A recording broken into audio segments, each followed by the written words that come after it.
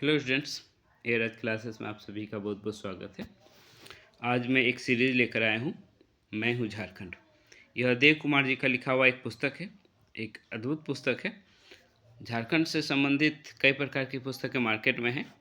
मैंने लगभग सभी पुस्तकें जो झारखंड से संबंधित बाज़ार में हैं सभी को मैंने देखा और उसमें इस पुस्तक को मैं सर्वश्रेष्ठ कैटेगरी में रख रहा हूँ। अभी जितनी पुस्तकें हैं उसमें से तो यह एक सीरीज होगी और इसके सभी चैप्टर्स को मैं लाऊंगा एक एक करके।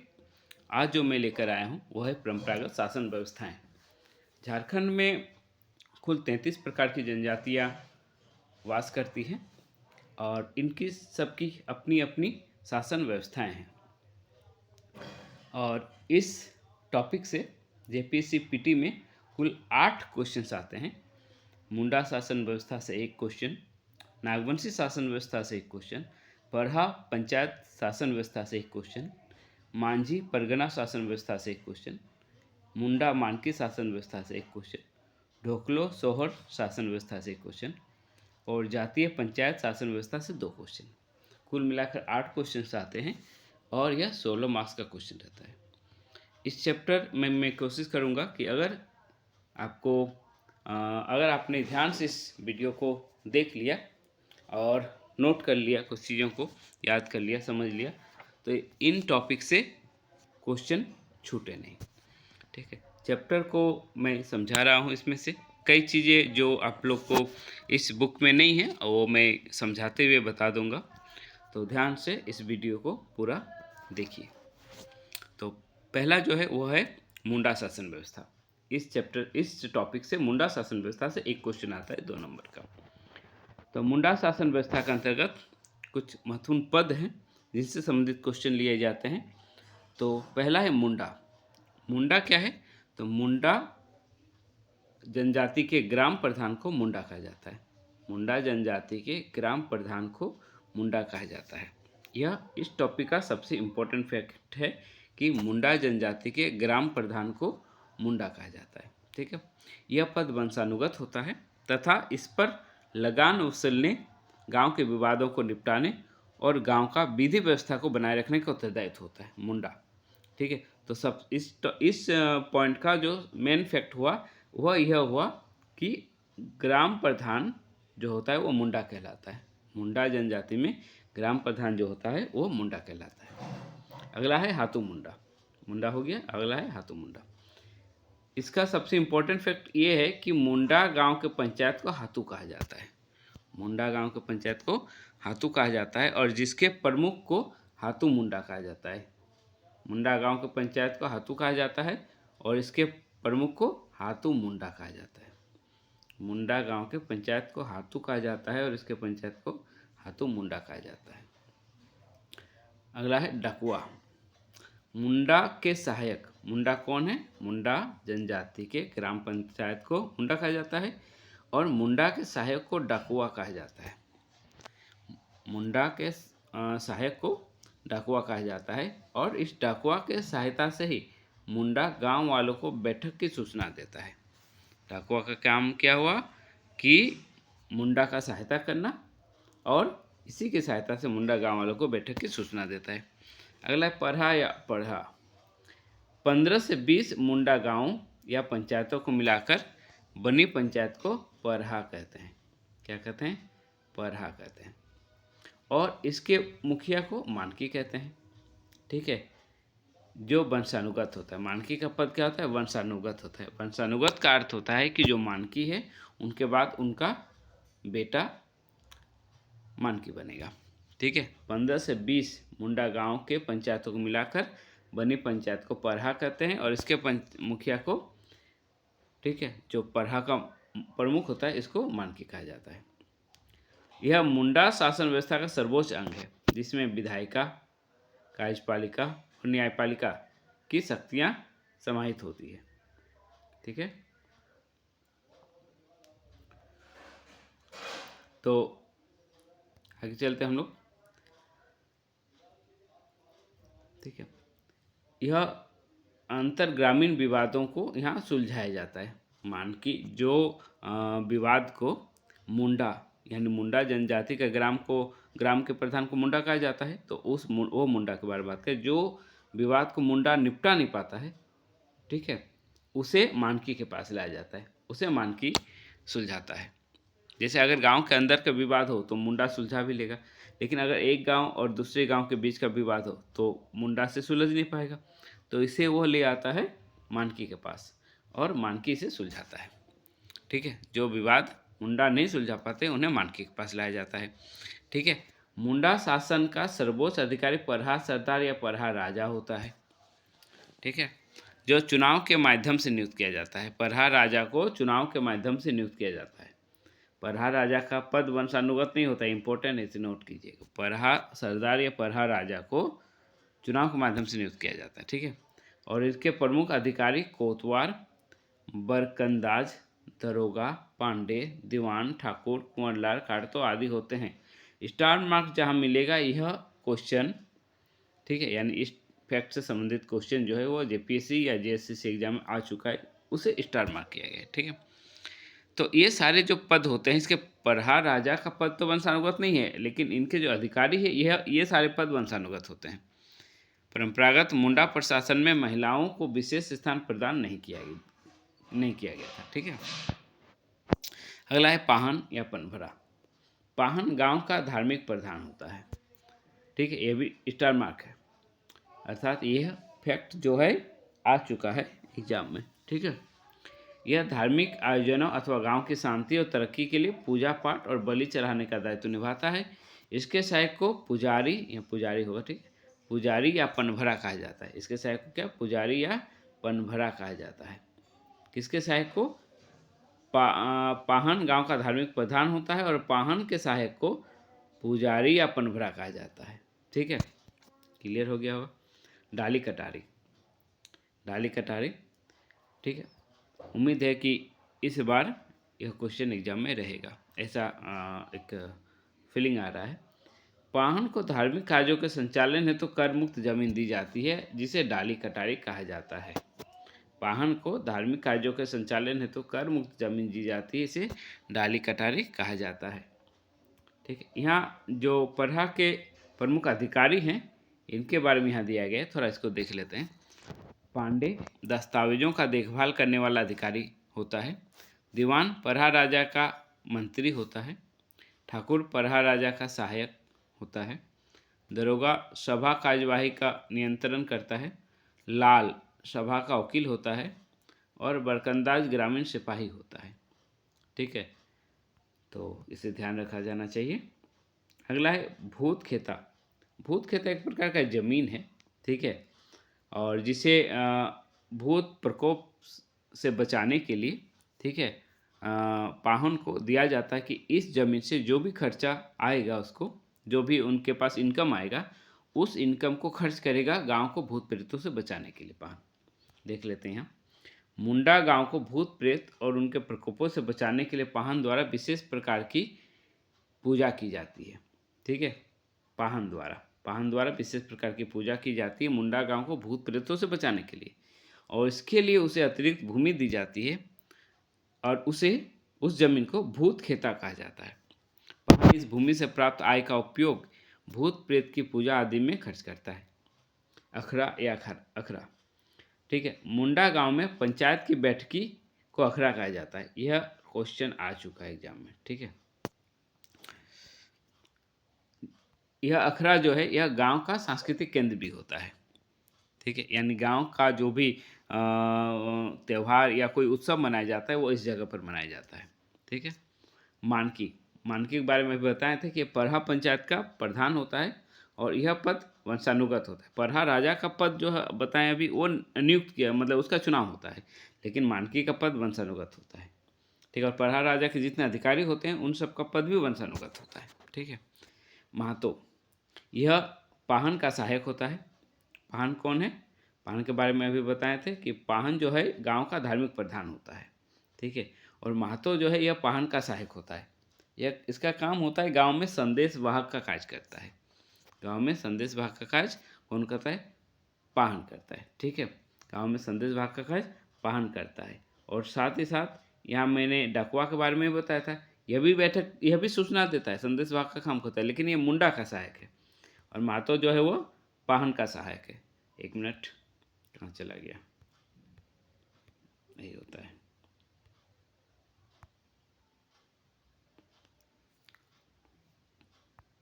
तो थोड़ा सा डिस्टर्ब हो, कोई बात नहीं। चलिए आगे हम लोग चलते हैं नागवंशी शासन व्यवस्था के बारे में। ठीक है, तो नागवंशी शासन व्यवस्था हम लोग देख रहे हैं। मुंडाओं के बाद जो शासन व्यवस्था संभाली थी वो नागवंशियों ने संभाली थी। मुंडा के सत्ता हस्तांतरण के साथ 64 ईस्वी में फनी मुकुटराय द्वारा नागवंश की स्थापना नागवंशी शासन का सूत्रपात था। मुंडाओं के सत्ता हस्तांतरण के साथ ही 64 ईस्वी में, यानी कि पहली शताब्दी का बात हो रहा है, उसी समय फनी मुकुटराय द्वारा नागवंश शासन की स्थापना की गई थी। ठीक है, नागवंशी शासन की स्थापना। नागवंशी शासक पूर्व मुंडा शासन की तरह ही भू व्यवस्था, कर व्यवस्था संचालित करते रहे। इसमें आम रैयतों से कोई कर नहीं लिया जाता था। यह चला कब तक, जब तक मुगलों का प्रभाव नहीं आया। जब मुगलों का प्रभाव आया तो फिर वो लेना पड़ा। आगे हम लोग इसको देखेंगे। ठीक है, तो यह व्यवस्था 16वीं सदी तक अपरिवर्तित रही, यानी कि रैयतों से कर नहीं लिए जाने की व्यवस्था। मुंडा शासन व्यवस्था में रैयतों से कोई कर नहीं लिया जाता था। इसी को नागवंशी शासकों ने भी इसी को लेकर मतलब आगे बढ़ाया। यह व्यवस्था 16वीं सदी तक अपरिवर्तित रही, किंतु 1585 यानी 16वीं सदी, ठीक है, में 1585 ईस्वी में मुगलों के बढ़ते प्रभाव के कारण नागवंशी शासक मुगलों को नजराना देने के लिए बाध्य हुए, जो धीरे धीरे नियमित मालगुजारी का रूप ले लिया।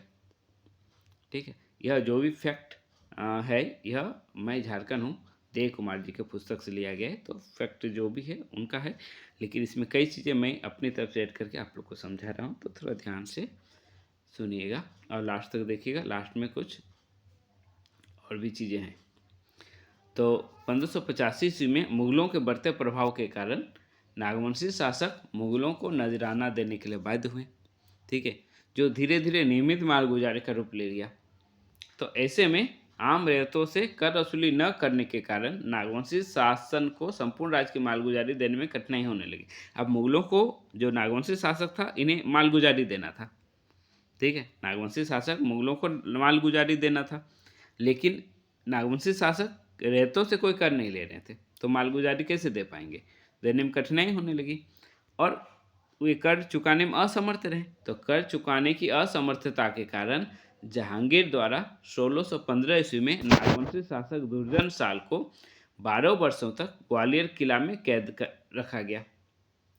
ठीक है, और कैद के बाद सत्ता पुनः हासिल करने के साथ उसके लिए 6,000 रुपये वार्षिक कर तय कर दी गई। यानी 6,000 रुपये वार्षिक कर अगर आप देते हो तो आप पुनः सत्ता पर जा सकते हो। तो 12 वर्षों तक कैद में रहने के बाद दुर्जन साल ने इसे स्वीकार कर लिया।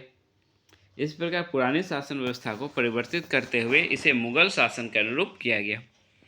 अब आम रैयतों से लगान वसूली की प्रक्रिया शुरू की गई। पुरानी व्यवस्था के परहा को पट्टी का नाम दे दिया गया। ठीक है, परहा को ही अब पट्टी का नाम दे दिया गया तथा परहा के प्रमुख मानकियों को भूईहर घोषित किया गया। मानकियों को अब क्या कहा जाने लगा, भूईहर, यानी कि उन्हें लगान वसूलने का कार्यभार दिया गया। कालांतर में नागवंशी शासन में और परिवर्तन हुए और अब भूईहरों के स्थान पर राजा के जागीरदार, भूईहर लगान वसूल कर रहे थे, अब राजा के जागीरदार वसूली का काम करने लगे। ठीक, उनके द्वारा वसूली गई राशि मुगल शासन के मांग करने पर दी जाती थी। जब वे लोग जागीरदार जो राशि वसूलने लगे, जब मुगल शासक मांग करते थे तो उन्हें दे दी जाती थी। ये अनियमित कर को पेशकश या नजराना कहा जाता था। जब मांग किया जाता था तब दिया जाता था। अनियमित कर था, यह नियमित नहीं था। वर्ष 1765 1765 ईस्वी में अंग्रेजों को दीवानी अधिकार मिलने के बाद, जब अंग्रेजों को दीवानी अधिकार मिल गया, यानी कि कर वसूल करने का, कर लेने का अधिकार अंग्रेजों को मिल गया था 1765 ईस्वी में। झारखंड 1764 में बक्सर युद्ध के बाद उन्हें दीवानी अधिकार मिल गया था बंगाल प्रांत का। तो उस समय बंगाल प्रांत के अंदर ही यह झारखंड क्षेत्र भी था। ठीक है, तो इस एरिया का दीवानी का अधिकार किसे मिल गया, अंग्रेजों को। ठीक है, इसके बाद पटना काउंसिल के अंतर्गत फोर्ट विलियम को छोटा नागपुर क्षेत्र से कर वसूलने का कार्यभार मिला। चूँकि यहाँ के जो आदिवासी और मूलवासी थे, वे कर देने के लिए मतलब कर वे नहीं देते थे। ठीक है, तो कर यहाँ से लेना बहुत ही कठिन काम था। ठीक है, तो नियमित कर वसूलने में फोर्ट विलियम नाकामयाब रहा। बस 1773 में व्हिटली को छोटा नागपुर का कलेक्टर नियुक्त किया गया। ठीक है, लेकिन उसे भी सफलता नहीं मिली। 1780 ईस्वी में छोटा नागपुर खास, रामगढ़ और चतरा को मिलाकर रामगढ़ ट्रैक बनाया गया। इसका संचालन शेर घाटी से होता था। इसके अंतर्गत कर वसूलने की जिम्मेदारी चॉपमैन को दी गई, लेकिन यह व्यवस्था भी नाकामयाब रही। आखिरकार वर्ष 1793 में लॉर्ड कॉर्नवालिस ने स्थायी बंदोबस्त प्रणाली लागू किया, और जिसके तहत स्थानीय राजाओं को जमींदार बना दिया गया और उनके द्वारा ही लगान वसूली का कार्य शुरू हुआ। ठीक है, तो यह स्थायी बंदोबस्त प्रणाली के तहत यहाँ लगान वसूली का काम मतलब सही तरीके से शुरू हो पाया। ठीक है, यह कार्य सही तो नहीं था, लेकिन जो भी करना था वो मतलब शुरू हो पाया अब तक, अब इसी व्यवस्था के अंतर्गत। अंततः अंग्रेजों की राज व्यवस्था लागू हुई और पुरानी जो मुंडा शासन व्यवस्था पर आधारित नागवंशी शासन व्यवस्था चल रही थी, इसका पतन हो गया। नागवंशी शासन व्यवस्था स्तर के बारे में हम लोग देखें अगर, तो ग्राम स्तर, पट्टी स्तर और राज्य स्तर। ग्राम स्तर यानी गांव स्तर, पट्टी स्तर जो परहा पंचायत था, ठीक है, परहा पंचायत, उसे पट्टी स्तर कहा गया, और आगे राज्य स्तर। एक एक करके हम लोग इसको देखते हैं। ग्राम स्तर पर ग्राम स्तर कार्यरत 22 अधिकारियों का वर्णन मिलता है, जो विभिन्न क्षेत्रों में भिन्न भिन्न जिम्मेवारियों का निर्वहन करते थे। इनमें दो मुख्य थे, महतो या इसे महतम भी कहा गया, जो गांव का महत्वपूर्ण व्यक्ति कहलाता था।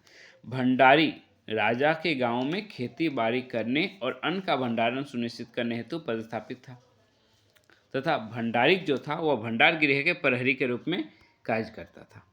ठीक है, तो यह था ग्राम स्तर। पट्टी स्तर, मुगल काल में पुरानी मुंडा व्यवस्था के परहा का परिवर्तित नाम पट्टी किया गया तथा मानकी को भुइयार कहा जाने लगा। बाद में भुइयार का स्थान जागीरदार ने ले लिया। ठीक है, भुइयार इसे पूर्व की भांति न्यायिक और राजनीतिक अधिकार लंबे समय के लिए मिले तो सही, लेकिन इनके आर्थिक अधिकार में कटौती की गई। ठीक है, जब जागीरदार आ गया, मुगल काल में इन्हें लगान वसूलने हेतु नियुक्त किया गया जागीरदारों को। ठीक, और इस तरह से भुइयारों के आर्थिक अधिकार में कटौती हुई। जागीरदार आ गए और वो लगान वसूलने का काम करने लगे।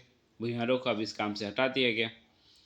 पाहन, पट्टी में किसी भी प्रकार के धार्मिक आयोजन की व्यवस्था और संचालन करना इनका मुख्य कार्य है। पाहन, ठीक है, ये धार्मिक गतिविधि से संबंधित व्यक्ति है ना, पाहन। आगे राज्य स्तर पर जमींदारी व्यवस्था लागू होने के बाद अब नागवंशी राजा को महाराजा कहा जाने लगा। ठीक है, जो प्रशासन का सर्वोच्च केंद्र था। उसके सहयोगी अधिकारी दीवान, पांडे, कुंवर, लाल, ठाकुर आदि थे। इन सब के बारे में हम लोग थोड़ी देर पहले देखे थे। सामान्यतः ये अधिकारी भी राजा कहे जाते थे। ठीक है, ये अधिकारी राजा कहे जाते थे और जो राजा थे उन्हें महाराजा कहा जाने लगा। ठीक है, ये सब राजघराने से ही संबंधित व्यक्ति हुआ करते थे, जो प्रमुख अधिकारी होते थे। दीवान शासन में वित्तीय मामलों का प्रमुख होता था। दीवान वित्तीय मामले देखता था, इनका प्रमुख होता था। और पांडे पंच में या परहा राजा की अनुमति से लिए गए निर्णयों को मौखिक रूप से वांछितों तक पहुंचाता था। या तो पंच में पहुंचाता था या जिसके पास पहुंचाना हो उसके पास पहुंचाता था। ठीक है, पांडे। आगे है मांझी परगना शासन व्यवस्था। ठीक है, इसके बारे में हम लोग जानते हैं, मांझी परगना शासन व्यवस्था। ठीक है, अगर आपको आप लोग को ये वीडियो ये PDF चाहिए तो कमेंट में डालिएगा, मैं अवेलेबल कर दूंगा। तो या फिर ये पुस्तक मार्केट से आप लोग ले सकते हैं, करीब 300-350 रुपये तक में ये पुस्तक आ जाती है। संथाल, गोंड तथा भील के बाद अब भारत की तीसरी सबसे बड़ी जो तीसरी जनसंख्या के दृष्टिकोण से तीसरी जो सबसे बड़ी जनजाति है वो संथाल है। एक नंबर भारत की बता रहे हैं, भारत की एक नंबर की जो जनजाति है, जो सबसे बड़ी जनसंख्या वाली जनजाति है, सबसे अधिक जनसंख्या वाली जनजाति, वो है गोंड। 2 नंबर पर भील है और 3 नंबर पर संथाल है। भारत में संथाल 3 नंबर पे, यानी तीसरी सबसे बड़ी जनजाति है। और झारखंड की सर्वाधिक जनसंख्या वाली यह जनजाति है। झारखंड में 1 नंबर और भारत में यह 3 नंबर पर है। ठीक है, तो संथाल जनजाति की शासन व्यवस्था मांझी परगना शासन व्यवस्था कहलाती है। संथाल जो कि झारखंड की सर्वोच्च जनसंख्या वाली जनजाति है और भारत में गोंड तथा भील के बाद तीसरी। तो संथाल जनजाति की जो परंपरागत शासन व्यवस्था है इसे मांझी परगना शासन व्यवस्था कहा जाता है। ठीक है, समझ पा रहे होंगे।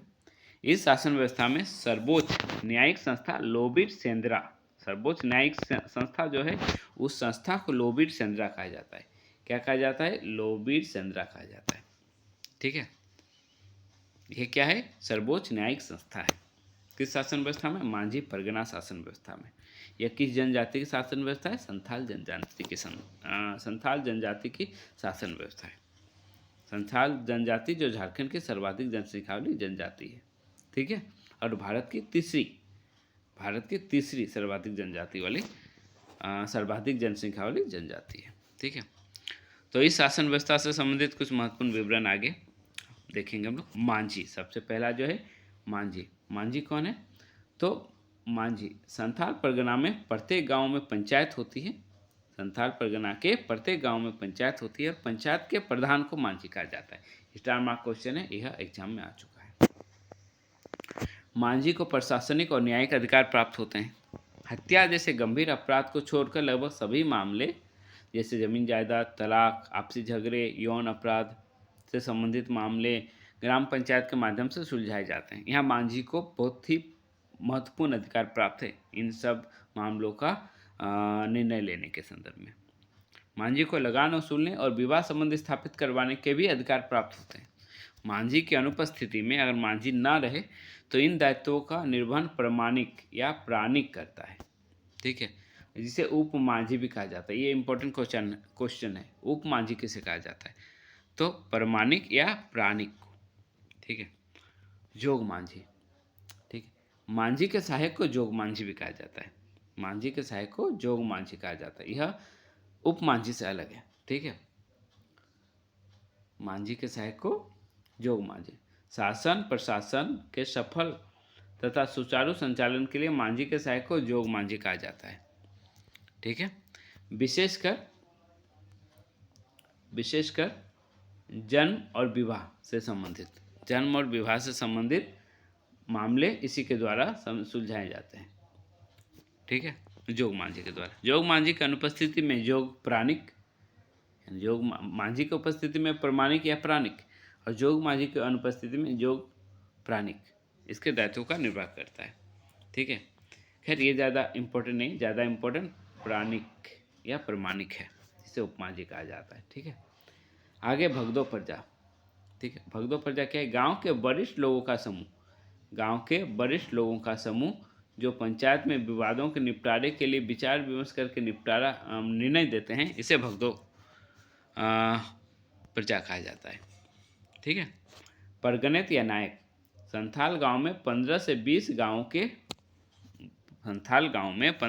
गांव को मिलाकर परगना बनता है। ठीक है, 15 से 20 गांव को मिलाकर परगना बनता है।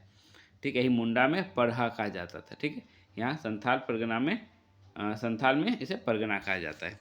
ठीक है, जिसके प्रधान को परगनित यानी संथाल में 15 से 20 गांव को मिलाकर परगना बनता है और परगना के प्रधान को परगनित या नायक कहा जाता है। ठीक है, अंतरग्राम्य विवाद परगनों में निपटाए जाते हैं। ठीक है, अंतरग्राम यानी कि एक गांव के अंदर का हो तो मांझी निपटा लेगा, लेकिन एक गांव का दूसरे गांव के साथ हो या 2-3 गांव का विवाद हो तो इसे परगना में निपटाया जाता है। ठीक है, समझ पा रहे हैं? परगने के सहायक की भूमिका में देश मांझी, परगने का जो सहायक होता है उसे देश मांझी कहा जाता है।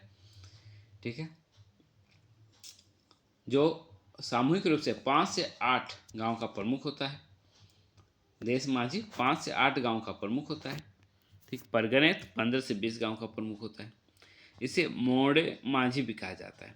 वैसे मामले जो मांझी नहीं सुलझा पाता है वो देश मांझी के पास आता है और देश मांझी भी जिसे नहीं सुलझा पाता है उसे परगनित के पास लाया जाता है। ठीक है, स्टेप बाय स्टेप बना हुआ है। ठीक है, दिसुम परगना लगभग 70 से 80 गांव को मिलाकर एक पंचायत गठित होती है जिसका प्रमुख दिसुम परगना या सरदार कहलाता है।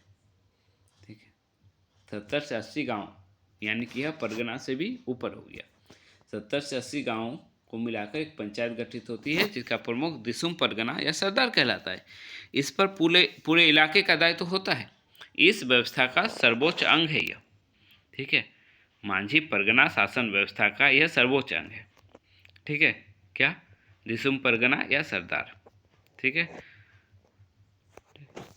तो वैसे मामले जो परगनेत भी नहीं सुलझा पाते हैं, उसे दिसुम परगना के नाम से दिसुम परगना के पास भेज दिया जाता है। ठीक है, गोराइत, गुरेत या गोराइत, यह मांझी का सचिव संदेश वाहक की भूमिका में होता है, जो पंचायत या अन्य आयोजनों की सूचना या आदेश लोगों तक पहुंचाता है। ठीक है, तथा जरूरत पड़ने पर लोगों को एकत्रित भी करता है। यह परिवारों से संबंधित सूचनाएं भी जुटाता है। ठीक है, लाशें टंगाए, यह एक प्रकार से गांव की रक्षा करता है। इस पर गांव की रक्षा का दायित्व होता है। बाहरी हमलों से गांव की सुरक्षा यह सुनिश्चित करता है। चौकीदार भी एक होता है जो पुलिस का काम करता है और किसी वांछित को पकड़कर मांझी के सामने वो प्रस्तुत करता है। नायके गांव का धार्मिक प्रधान होता है। इसे धार्मिक आयोजनों और धार्मिक अपराध संबंधी फैसले लेने का अधिकार होता है। कुराम नायके, यह उपनायक की भूमिका में होता है। विशेषकर गांव के बाहर धार्मिक अनुष्ठानों, पूजा पाठ आदि यह करवाता है। चौकीदार यह पुलिस के समान कार्य करता है, जो मांझी के आदेशानुसार किसी व्यक्ति को गिरफ्तार करता है।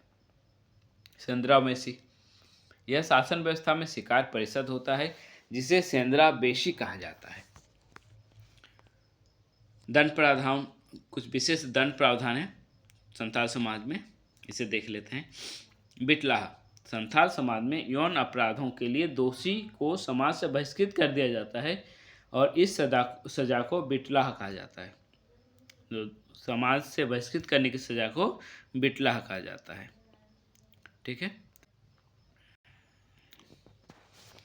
हाँ, बिटलाह जो सजा है इसे समाप्त करने का भी प्रावधान है। इसमें दोषी को क्षमा याचना करते हुए पूरे गांव को जाति भोज देना पड़ता है और ऐसा करने पर बिटलाह को समाप्त कर दिया जाता है। अब प्रशासनिक दखल के बाद बिटलाह को समाप्त कर दिया गया है। अब बिटलाह प्राय ना के बराबर है। हालांकि बिटलाह जो सज़ा थी यह काफ़ी कठिन सज़ा थी। इसमें जो जिस पर आरोप लगता था उसे कोई शारीरिक नुकसान तो नहीं पहुंचाया जाता था, लेकिन उसे पूरी तरह से बर्बाद कर दिया जाता था। उसके घर की कुर्की जब्ती करना और उसके फसल को पूरी तरह से नष्ट कर देना। ठीक है, और गांव में उसे अलग थलग कर देना। ठीक है, तो अभी यह ख़त्म हो चुका है। आगे सबसे हल्का जो दंड है वो है करेला दंड। इसमें 5 से 150 रुपये तक का जुर्माना लगाकर छोड़ दिया जाता था। तीसरा जो है, कुंवारी लड़की के गर्भवती या संतान होने पर सबसे पहले जोग मांझी को सूचित किया जाता है और तब पंचायत के माध्यम से दोषी लड़के को उसे अपनाने का आदेश दिया जाता है। लड़के की पहचान न होने पर गांव को पवित्र करने हेतु लड़की के परिवार वालों से भोज के लिए चावल, दाल, खस्सी और पूजन सामग्री ली जाती है और कुंवारी लड़की के संतान का नामकरण जोग मांझी के गोत्र के आधार पर होता है। भगदो प्रजा को छोड़कर शासन व्यवस्था से संबंधित सारे पद धारकों को कुछ भूमि दी जाए। भगदो प्रजा को नहीं, भगदो प्रजा के वरिष्ठ लोगों का एक ग्रुप होता है जो इन निर्णयों को लेने में, पंचायत से संबंधित निर्णयों को लेने में वहाँ बैठक करता है। तो यह एक प्रकार से प्रजा में वरिष्ठ लोगों का ग्रुप है। तो इनको कुछ भूमि नहीं प्रदान की जाती है, बल्कि इन्हें छोड़कर जो भी पद बताए गए हैं उन सबको कुछ भूमि प्रदान की जाती है। इसमें मांग सिम के अवसर पर अधिकारियों का चयन किया जाता है। ठीक है, और मांझी परगना शासन व्यवस्था को यूल रूल्स 1856 के आधार पर कानूनी दर्जा प्रदान की गई अंग्रेज सरकार द्वारा। ठीक है, आगे परहा पंचायत शासन व्यवस्था। यह उरांव जनजाति से संबंधित शासन व्यवस्था है। उरांव के परंपरागत शासन व्यवस्था को परहा पंचायत शासन व्यवस्था कहते हैं, जिससे संबंधित कुछ विवरण यहाँ पर आगे देखेंगे। महत्व, गांव उरांव जनजाति शासन व्यवस्था में गांव के प्रधान को महतो कहते हैं, जिसके पास प्रशासनिक व न्यायिक दोनों शक्तियां होती हैं। महतो अनुभवी और बुजुर्ग लोगों की सहायता से गांव स्तर के विवादों को सुलझाता है। अपराध सिद्ध होने पर दोषी को आर्थिक या शारीरिक दंड दिया जाता है। विशेषकर डायन सिद्ध होने पर गांव से निष्कासित करने का विधान है। ठीक है, डायन प्रथा के बारे में बताया जा रहा है कि अगर कोई महिला डायन सिद्ध हो जाती है तो उसे गांव से निष्कासित करने का विधान है। डायन प्रथा एक कुप्रथा थी और जो जनजातीय जो व्यवस्था थी इसके माथे पर कलंक के समान थी, जिसे अभी लगभग हटा दिया गया है। यह अभी नहीं है और अगर कहीं ऐसा देखने को मिलता है तो यह अपराध की श्रेणी में भी आता है। मांझी, महतो के सहयोगी को मांझी कहा जाता है। महतो के सहयोगी को मांझी कहा जाता है। वह पंचायत द्वारा लिए गए फैसलों या आदेशों को ग्रामीणों या वांछितों तक पहुंचाता है। यह मांझी महतो का सहयोगी है। ठीक है, उरांव जनजाति से संबंधित परहा पंचायत शासन व्यवस्था में।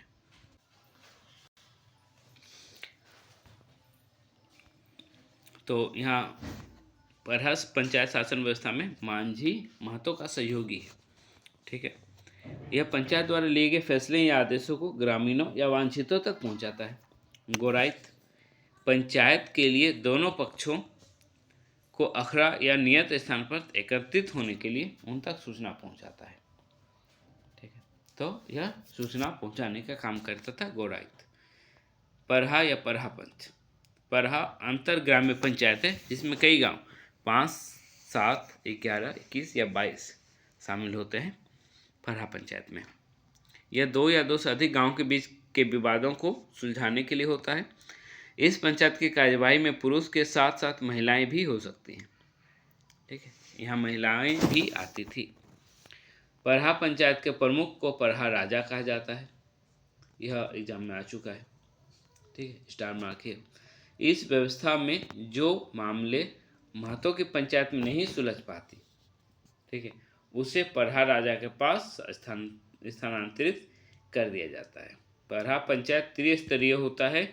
जो मामले निम्न और मध्य स्तर में नहीं सुलझते उन्हें उच्च स्तर के पंचायत के पास भेज दिया जाता है। त्रिस्तरीय पंचायत व्यवस्था यहाँ पर है पाई जाती थी। हालांकि व्यवस्था में विघटन के बाद गांव की संख्या 3, 4 या 5 तक सीमित हो गई।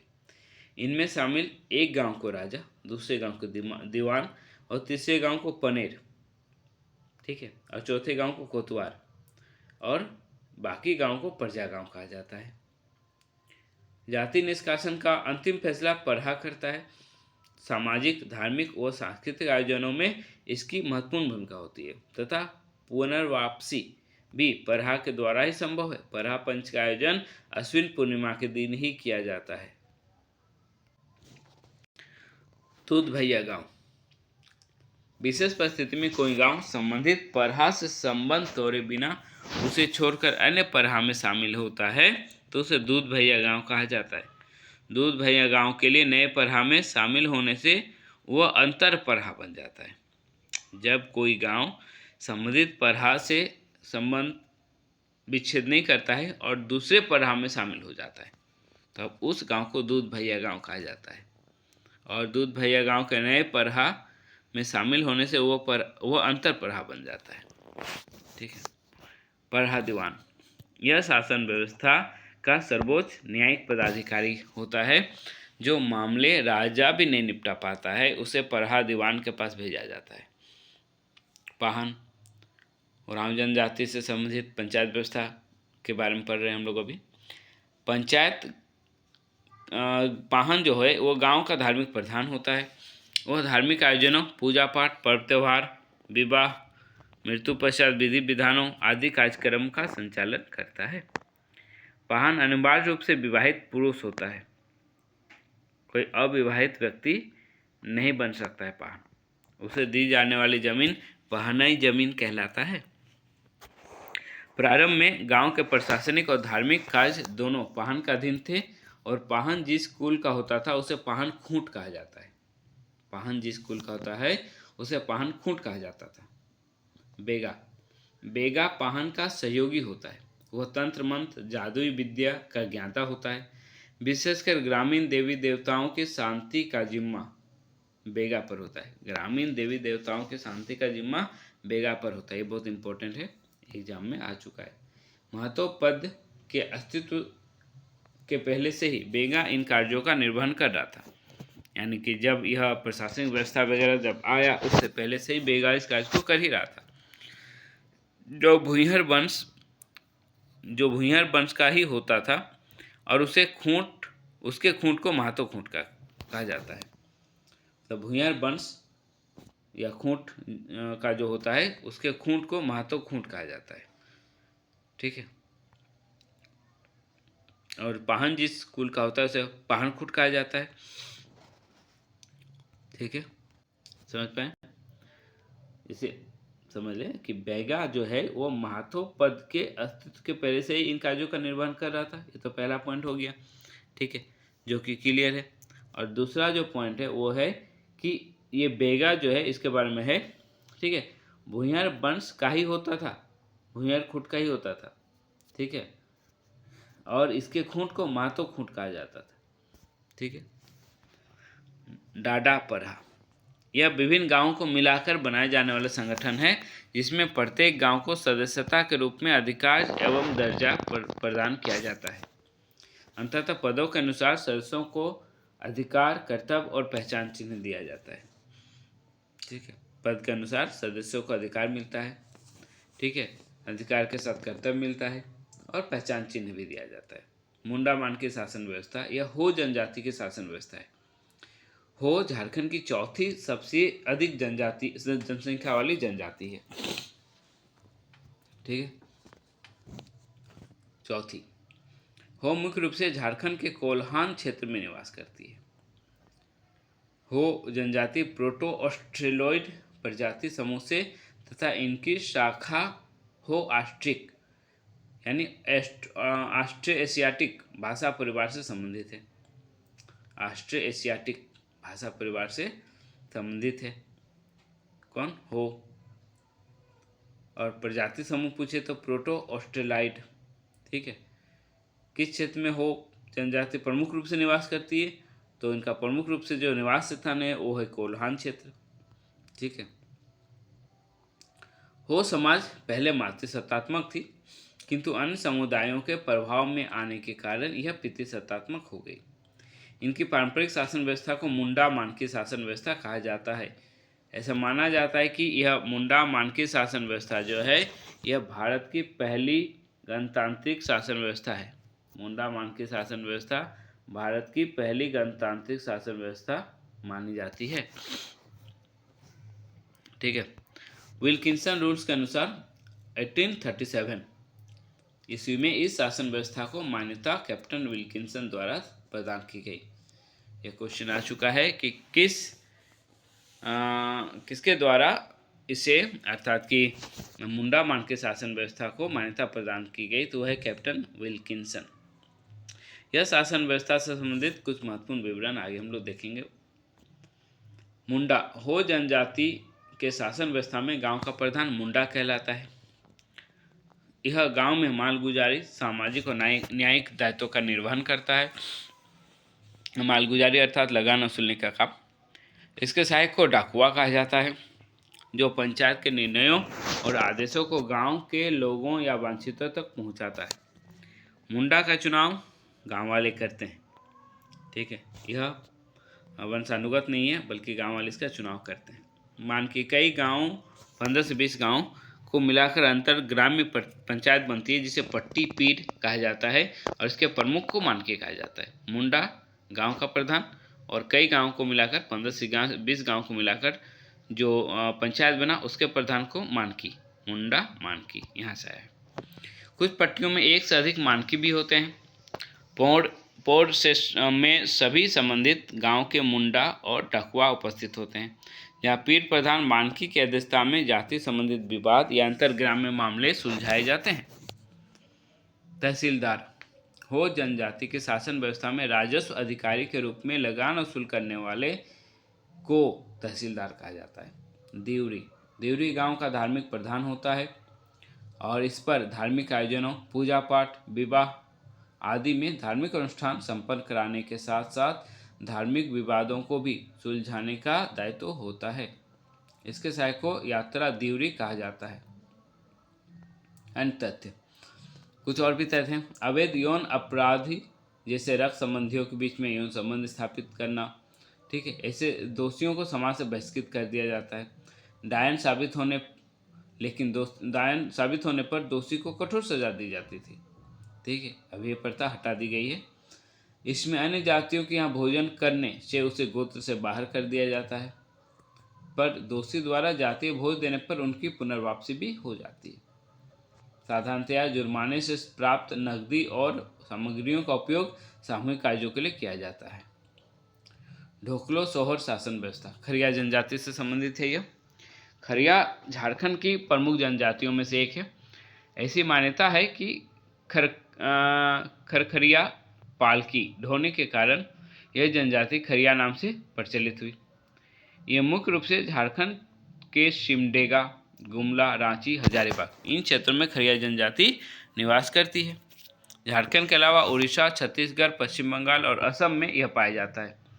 खरिया जनजाति प्रोटो ऑस्ट्रेलॉइड प्रजाति समूह से संबंधित है। इनकी प्रमुख भाषा खरिया मुंडारी भाषा से संबंधित यह है, ठीक है। ऑस्ट्रोएशियाटिक भाषा परिवार से संबंधित है। खरिया 3 वर्गों पहाड़ी, सबर खरिया, दूध खरिया, ठीक है। पहाड़ी या सबर खरिया एक ही, दूध खरिया और ढेलकी खरिया, यह 3 वर्गों में विभाजित है। खरिया जो है वो 3 वर्गों में विभाजित है, पहाड़ी या सबर खरिया, दूध खरिया और ढेलकी खरिया। किसी एक गांव में निवास करने वाले सारे खरिया एक गोत्र के होते हैं, एक गांव में एक गोत्र के। ये विभिन्न समूह आपस में विवाह नहीं करते तथा समगोत्रीय विवाह इनमें वर्जित है। एक गोत्र के यानी एक गांव में जो सारे खरिया है वो एक गोत्र के हैं और ये आपस में विवाह नहीं करते हैं, यानी इनके गांव के ही आपस में लड़के लड़कियों का विवाह नहीं होती। एक गांव के लड़के का दूसरे गांव की लड़की से इस प्रकार से विवाह होता है। समगोत्रीय विवाह यहाँ वर्जित है। वर्ष 1934-35 ईस्वी के आसपास अखिल भारतीय स्तर पर खरिया समाज द्वारा पारंपरिक शासन व्यवस्था स्थापित की गई एवं पंचायती राज व्यवस्था का विरोध किया गया था 1934-35 में, ठीक है। इस शासन व्यवस्था को ढोकलो सोहर शासन व्यवस्था कहा गया। इसके कुछ इंपॉर्टेंट फैक्ट हैं। महतो, खरिया गांव को जिन्होंने बसाया उसे महतो की उपाधि दी गई। यह गांव का प्रमुख व्यक्ति होता है। यह परंपरागत रूप से वंशानुगत पद है, परंतु ग्रामीणों की सहमति से इसे हटाया या बदला जा सकता है। अगर सब ठीक है, अच्छा शासन चल रहा है तो ठीक है, नहीं तो ग्रामीण आपस में सहमति से इसे हटा भी सकता है, बदल सकता है। गांव के पंचायतों में महतो की उपस्थिति आवश्यक होती है। महतो एक महत्वपूर्ण पद है जो कि गांव को जिसने बसाया उसे महतो की उपाधि दी जाती है, अर्थात गांव का प्रमुख महतो होता है खरिया जनजाति में, ठीक है। तो इसकी उपस्थिति गांव के पंचायत में आवश्यक होती है। विशेषकर किसी को दंडित करने या जमीन जायदाद के फैसलों में महतो की विशेष भूमिका होती है। पहाड़ी खरिया गांव का प्रधान डंडिया और धार्मिक प्रधान देहुरी कहलाता है। पहाड़ी खरिया गांव का प्रधान डंडिया और धार्मिक प्रधान कौन कहलाता है? देहुरी कहलाता है, ठीक है। देहुरी धार्मिक दायित्वों के साथ साथ डंडिया के सहायक की भूमिका निभाता है। डंडिया कौन है? पहाड़ी खरिया गांव का प्रधान को डंडिया कहा जाता है, ठीक है। साथ ही धार्मिक प्रधान को देहुरी कहा जाता है और देहुरी डंडिया के सहायक की भूमिका निभाता है, ठीक है।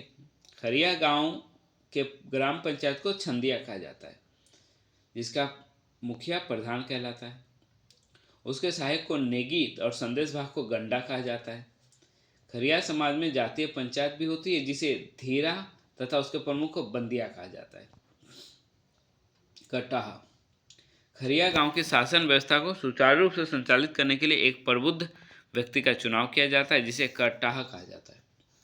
जनजातीय रीति रिवाज तथा परंपरागत कानूनी समझ रखने वाले व्यक्ति को उस क्षेत्र यानी उस 20 से 25 गांव का समूह है, ठीक है, के बुद्धिजीवी और बुजुर्ग गण सभा के माध्यम से कटाहा का चुनाव करते हैं, ठीक है।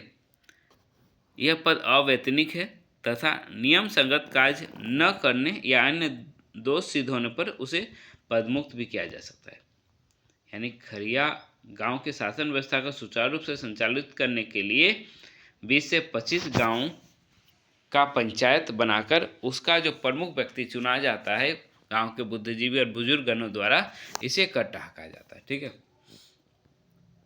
कट्टाह के प्रमुख कार्य, यह गांव की घटनाओं और समस्याओं को खरिया राजा यानी ढोकलो सोहर तक पहुंचाता है। वह खरिया राजा के आदेश पर गांव की सभा बुलाकर महतो, पाहन और गांव के विशिष्ट और बुजुर्ग के उपस्थिति में झगड़े व समस्याओं का समाधान करता है। ढोकलो का प्रबंध करता है। ढोकलो का अर्थ होता है बैठक। समाज द्वारा अशुद्ध यानी बहिष्कृत करार किए गए व्यक्ति या परिवार का भात भितार यानी उसका शुद्धिकरण करता है। यौन संबंधी अपराधों हेतु मांझी परगना शासन व्यवस्था की सजा बिटलाह की तरह ही यहाँ भी समाज से बहिष्कृत कर दिया जाता है और इसका पुनर्वापसी भी यहाँ संभव है। ठीक है, मांझी परगना शासन व्यवस्था की तरह ही। ठीक है, इस शासन व्यवस्था में कट्टाह और खरिया राजा के बीच रेड और परगना राजा होते हैं। कट्टाह, रेड, परगना और खरिया। रेड कट्टाह के ऊपर का अधिकारी होता है। रेड जो है वो कट्टाह के ऊपर का अधिकारी होता है, उससे ऊपर का परगना राजा और फिर खरिया राजा। परगना राजा कट्टाह और रेड के ऊपर का अधिकारी होता है। परगना राजा जो है कट्टाह और रेड के ऊपर का अधिकारी होता है और खरिया राजा सबसे ऊपर का। ठीक है, खूंट, खरिया समाज द्वारा आसपास के गोत्र गांव को मिलाकर क्षेत्रीय प्रशासनिक तंत्र अंतर ग्रामीण पंचायत बनाया जाता है, जिसे खूंट कहा जाता है। खूंट क्या है? एक पंचायत है। खूंट अर्थात एक पंचायत। यह पंचायत एक अंतर ग्रामीण पंचायत है तथा संबंधित गांव के कट्टाह में से एक को इसका अध्यक्ष चुना जाता है। उसे खरिया खाट कहते हैं। ठीक है, इसका चुनाव कट्टाह में से ही होता है। ढोकलो,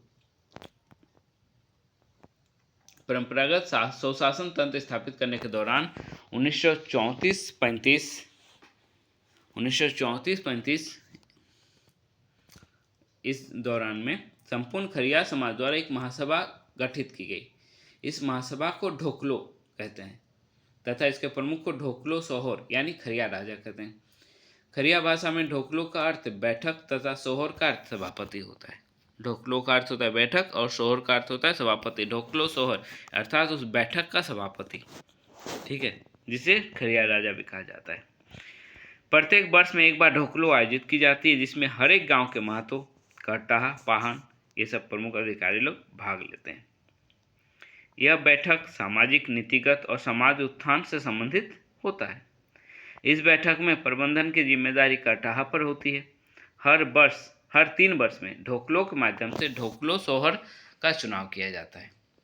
गंभीर मामलों का फैसला खरिया राजा अपने सहयोगियों से करता है तथा फैसले के बाद कुछ रकम की प्राप्ति भी होती है, जिसका कुछ भाग मंत्रियों के वेतन हेतु उपयोग किया जाता है। ठीक है,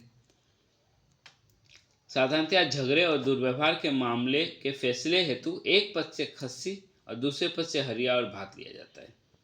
झगड़ा और दुर्व्यवहार का फैसला करने के लिए दोनों पक्षों से कुछ कुछ लेकर फिर गांव के सारे लोग उसे भोज की तरह खाते हैं।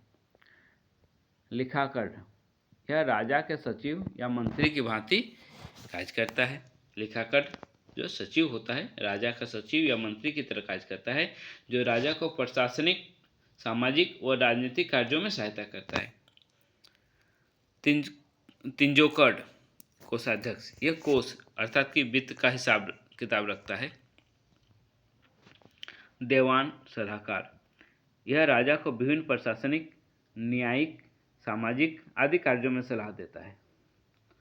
पाहन या कालो, खरिया समाज के धार्मिक प्रधान को पाहन या कालो कहा जाता है। अमूमन छोटे गांव के धार्मिक प्रधान कालो तथा बड़े गांव के धार्मिक प्रधान पाहन कहलाते हैं। यह पद परंपरागत और वंशानुगत है, लेकिन इन्हें गांव वालों की सहमति से हटाया जा सकता है। वंशानुगत पद है, पाहन का पद वंशानुगत पद है, धार्मिक प्रधान होता है खरिया समाज में, लेकिन इसे गांव वालों की सहमति से हटाया भी जा सकता है। इनके वंश का वारिस न होने की स्थिति में इनका चुनाव पारंपरिक पंचायत के माध्यम से होता है। पाहन को धार्मिक कार्यों के खर्चे के लिए खरिया समाज की ओर से पहनई भूमि दी जाती है। दूध खरिया का धार्मिक प्रधान पाहन, कालो तथा पहाड़ी और ढेलकी खरिया का धार्मिक प्रधान दिहुरी और ढेलकी होते हैं। ठीक है। अन्य जनजातीय शासन व्यवस्थाएं, और भी कुछ जनजातीय शासन व्यवस्थाएं जिनके बारे में यहाँ हम लोग कुछ प्रमुख फैक्ट को देख लेंगे।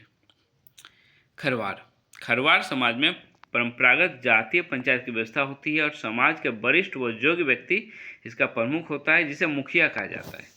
खरवार समाज के लगभग सभी मामले इसी पंचायत के माध्यम से निपटाए जाते हैं। अंतर ग्रामीण विवादों के लिए चट्टी, पचौरा, सतोरा आदि पंचायतें होती है। चट्टी, पचौरा, सतोरा किनसे संबंधित है? खरवार जनजाति से संबंधित है, इसे याद रखना है। खरवार जातीय पंचायत में जो प्रमुख होता है उसे क्या कहा जाता है? मुखिया कहा जाता है।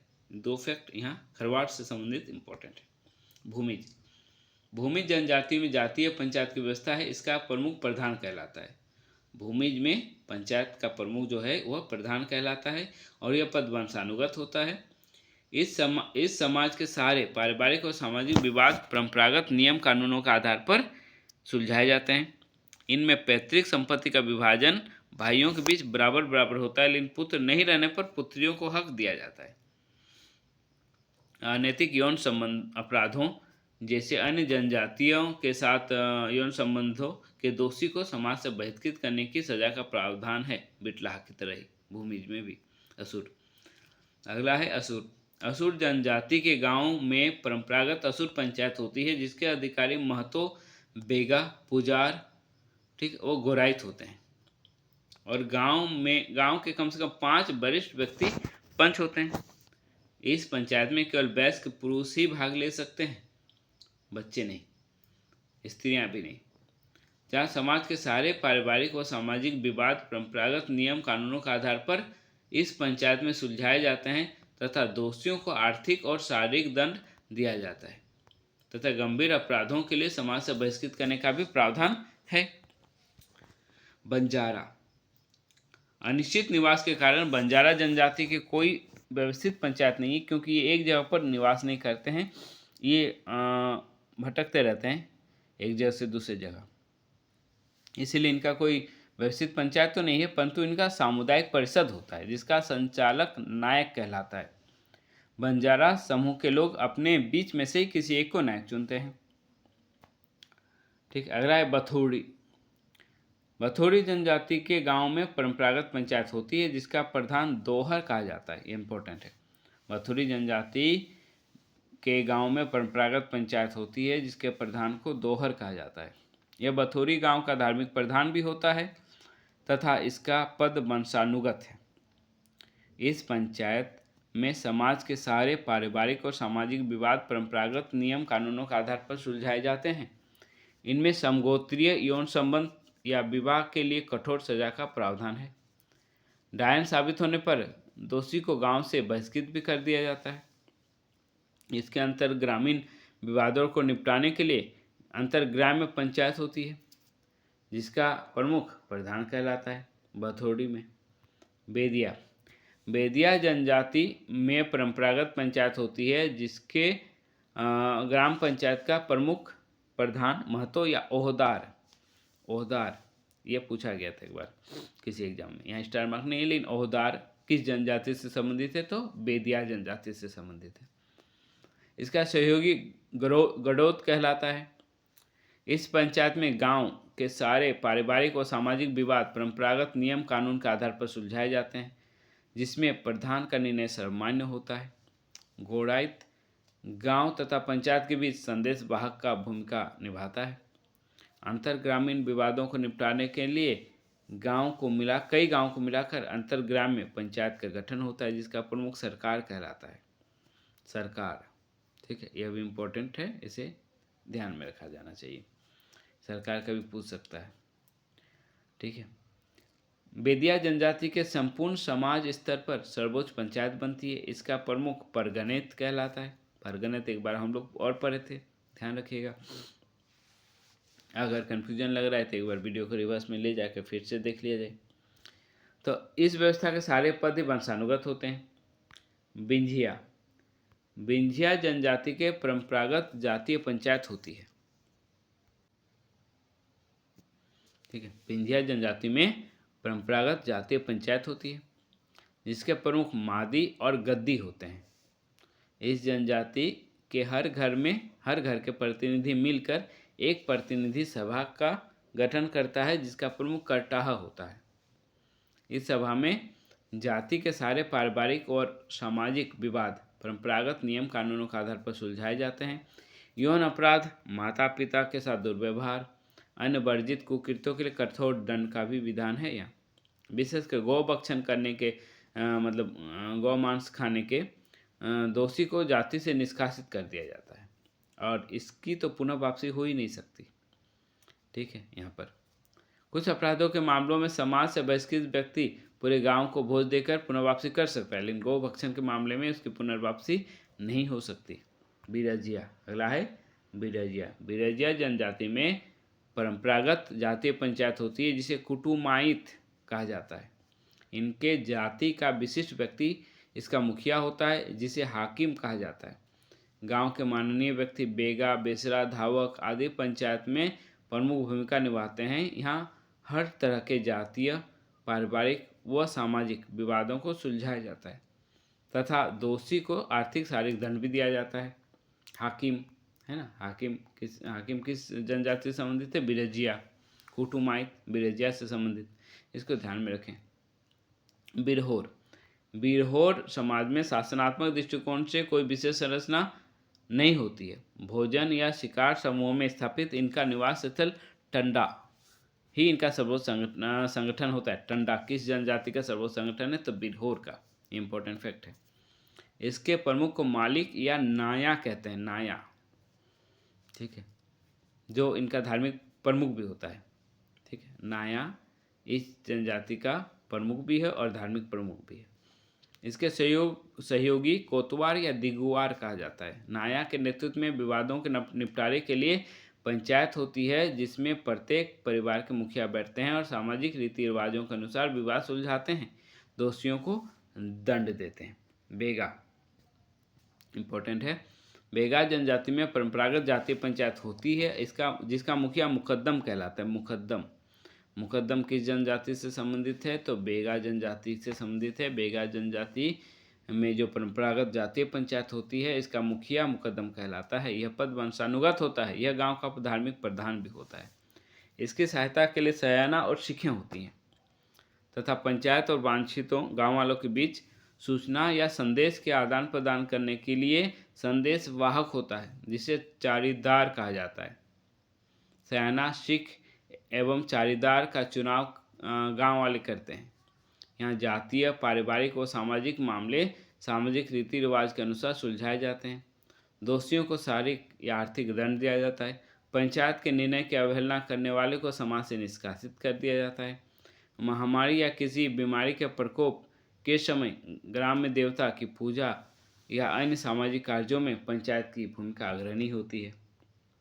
ठीक है।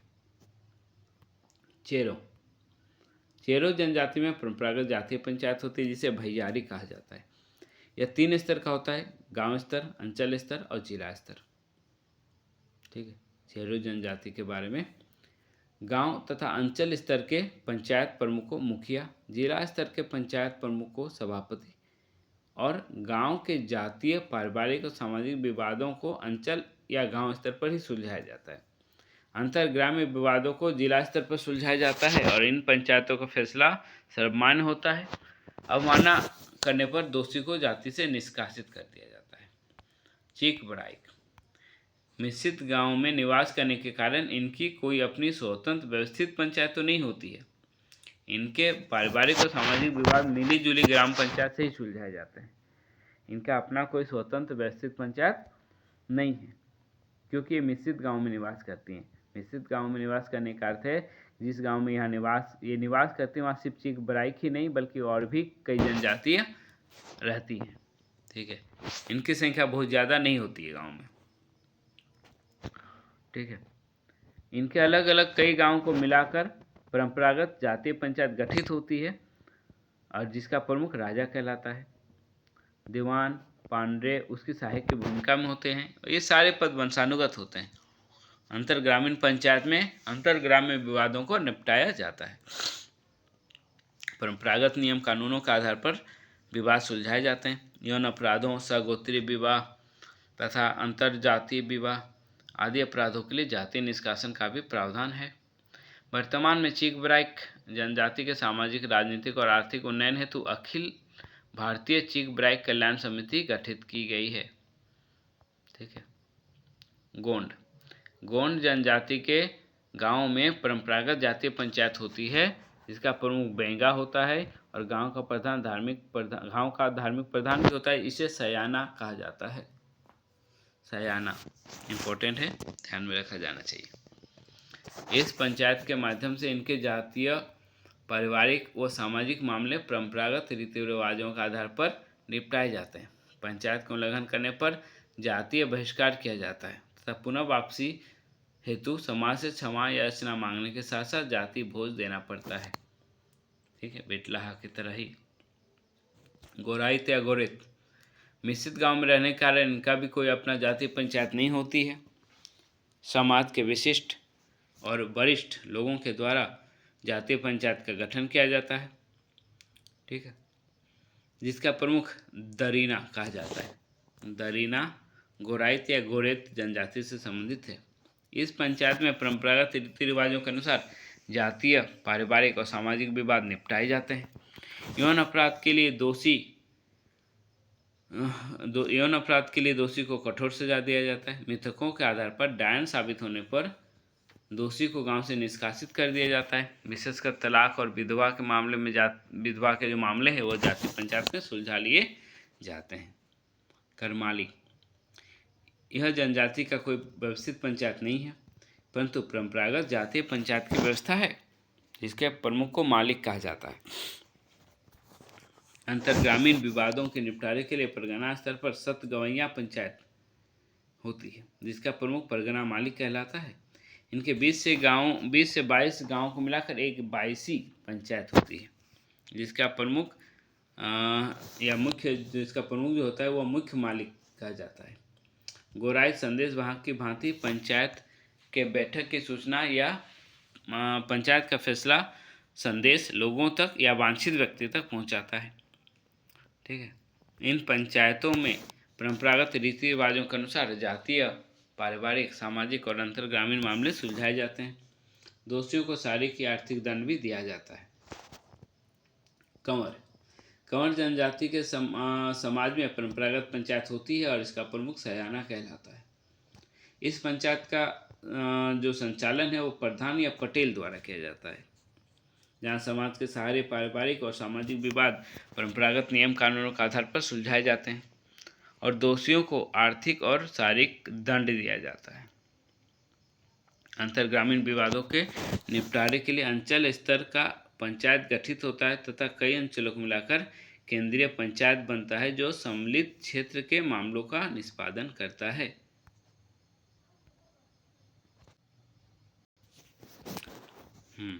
आगे खोंड। पुराने जमाने में इनका पारंपरिक पंचायत का संगठन काफी सुदृढ़ था, जिसका प्रमुख गोटिया कहलाता था। गोटिया किस जनजाति से संबंधित है? खोंड। गोटिया जनजाति का पद अब समाप्त हो चुका। गोटिया जो पद है यह अब समाप्त हो चुका है। खोंड जनजाति का प्रमुख को गोटिया कहा जाता था, परंतु यह पद अभी समाप्त हो गया है। इनमें सर्वसम्मति से परंपरागत जातीय परिषद के प्रमुख का चुनाव किया जाता है, जिसे मांझी कहा जाता है। ये अन्य जाति समुदायों के साथ मिश्रित गांव में रहते हैं। अमूमन इनके सारे विवाद उन्हीं के पंचायतों में सुलझाए जाते हैं जिस गांव में ये रहते हैं। इनके समाज में अंतर्जातीय विवाह, समगोत्री विवाह, यौन अपराधों के लिए कठोर दंड, दोषी को आर्थिक दंड के साथ भोज भात के लिए भी बाध्य किया जाता है। किसान इस जनजाति की कोई विधिवत व्यवस्थित पंचायत नहीं होती किसान जनजाति की, परंतु परंपरागत जातीय पंचायत की व्यवस्था है। इसके प्रमुख अधिकारी जो है वो महतो, कोतवाल या सरदार होते हैं। अंतर ग्रामीण विवादों के निपटारे के लिए परगना पंचायत गठित की जाती है और इसमें पंचायत की बैठक बुलाने वाले को पंचायत संचालन का सारा खर्च भी वहन करना पड़ता है।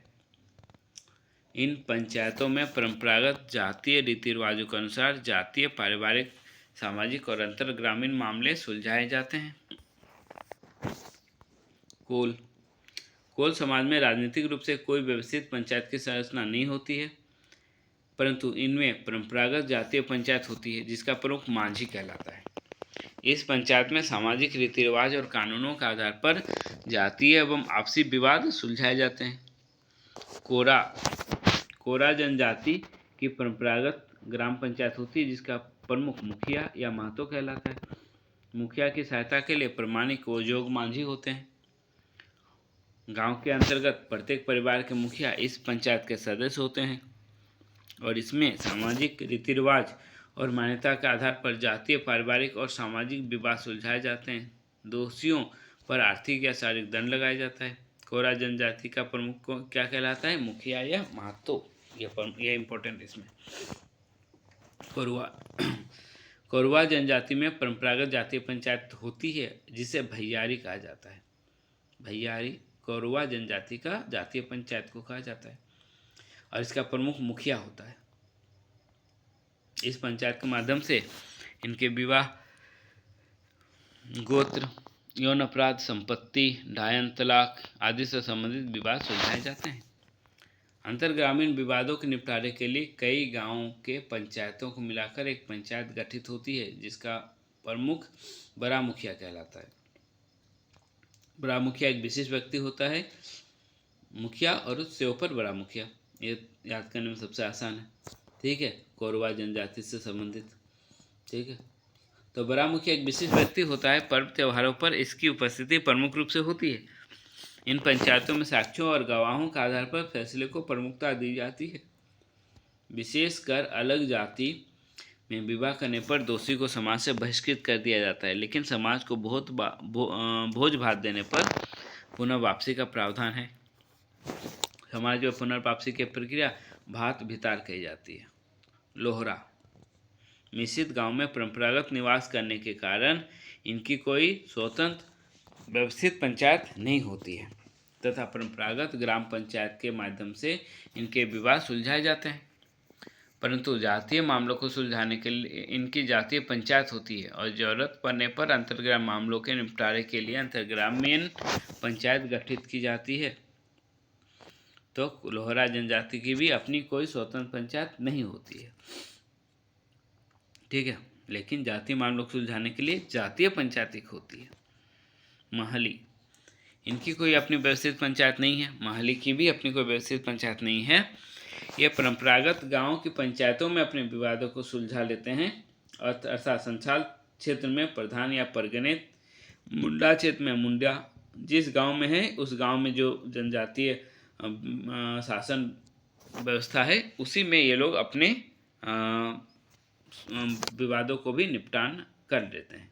जरूरत पड़ने पर अपने जातीय मामले के निपटारे के लिए अपने समाज के विशिष्ट और वृद्ध लोगों की उपस्थिति में पंचायत आयोजित की जाती है और दोषी को शारीरिक आर्थिक दंड दिए जाते हैं।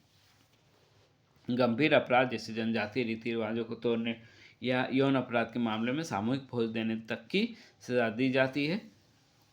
इनके जातीय मामलों के लिए 12 गांवों की सभा गठित होती है जिसे पर्चा कहा जाता है। ठीक है, माल पहाड़िया, माल जनजाति का राजनीतिक सामाजिक दृष्टिकोण से सामाजिक संगठन की इकाई ग्राम परिषद या पंचायत होता है जिसका प्रमुख मांझी या मुस्तगिरी कहलाता है। मुस्तगिरी एक इम्पोर्टेंट फैक्ट है। इसकी सहायता के लिए गोराइत, दीवान और प्रमाणिक होते हैं। गांव के सारे वरिष्ठ व्यक्ति ही इसके सदस्य होते हैं, बच्चे या महिलाएं नहीं। दीवान या प्रमाणिक मांझी द्वारा सौंपे गए कार्यों का निर्वहन करते हैं तथा गोराइत संदेशवाहक और अभियोजक की भूमिका निभाता है। मांझी की अनुपस्थिति में उसके दायित्वों का निर्वहन करता है। इस पंचायत का फैसला सर्वमान्य होता है तथा इसकी अवमानना करने पर दोषी का जाति बहिष्कार कर दिया जाता है। जाति बहिष्कार प्रायः समुदायों में ही है। ठीक है। अंतर ग्रामीण विवादों के लिए अंतर ग्राम्य पंचायत होती है, जिसका प्रमुख सरदार होता है। इन पंचायतों से जुर्माने के रूप में प्राप्त राशि को सामाजिक कार्यों में खर्च किया जाता है। सौरिया पहाड़िया। सौरिया पहाड़िया जनजाति की परंपरागत पंचायत बहुत ही लोकतांत्रिक है। इनके ग्राम पंचायत का प्रमुख मांझी कहलाता है, जो धार्मिक प्रधान भी होता है।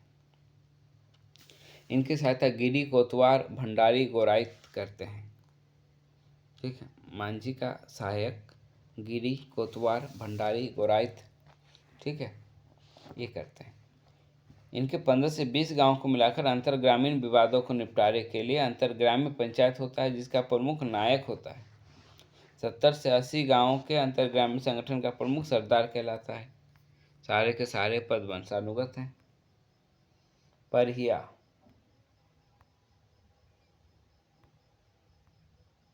यह जनजाति का पारंपरिक जातीय पंचायत होता है, जिसे भैयारी या जातीय गोठा कहा जाता है।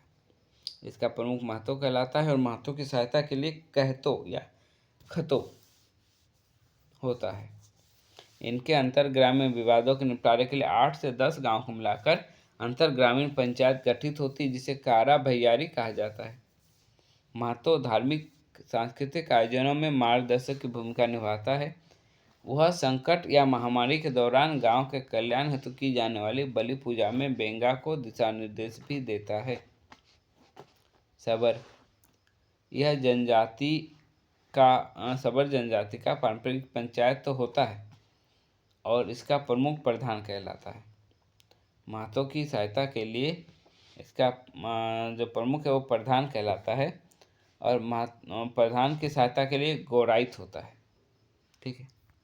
गोराइत संदेश वाहक की का भूमिका निभाता है और इस पंचायत में सामाजिक रीति रिवाजों, नियमों आदि के आधार पर जातीय, पारिवारिक तथा सामाजिक विवाद निपटाए जाते हैं। सदान। ठीक है। सदान जातीय पंचायत व्यवस्था से अलग है, लेकिन थोड़ा सा बोल देते हैं कि सदान कौन है, क्योंकि इससे संबंधित एक अलग से टॉपिक है। झारखंड के सदान हम लोग अलग से टॉपिक में पढ़ेंगे। यहाँ ज़्यादा कुछ इसके बारे में नहीं है। जातीय पंचायत को हम लोग समाप्त कर दिए। ठीक है। सदान जो है वह झारखंड का मूलवासी गैर जनजाति, झारखंड के जो भी मूलवासी और गैर जनजाति है वे सदान कहलाते हैं। झारखंड की पूरी जनसंख्या में लगभग 60% सदान है। ठीक है। तो सदान में कौन कौन है, ठीक है, और सदान के बारे में बाकी सारे कुछ हम लोग फिर अगले वीडियो में देखेंगे। लेकिन उससे पहले जो ये प्रशासनिक व्यवस्था हम लोगों ने पढ़ा, जनजातीय शासन व्यवस्था, इसका हम लोग लेकर आएंगे MCQ। ठीक है, जो कि कल अपलोड होगा। MCQ रहेगा, उसे ज़रूर देखिएगा। किस प्रकार से क्वेश्चन पूछा जाता है, ठीक है, एग्जाम में। ठीक है। तो यह हुआ आज का यह क्लास था। आप लोग बताइएगा कि कैसा लगा क्लास और इससे संबंधित सुझाव दीजिएगा। साथ ही साथ इसे शेयर कीजिएगा और चैनल को सब्सक्राइब और वीडियो को लाइक ज़रूर कीजिएगा। थैंक्स।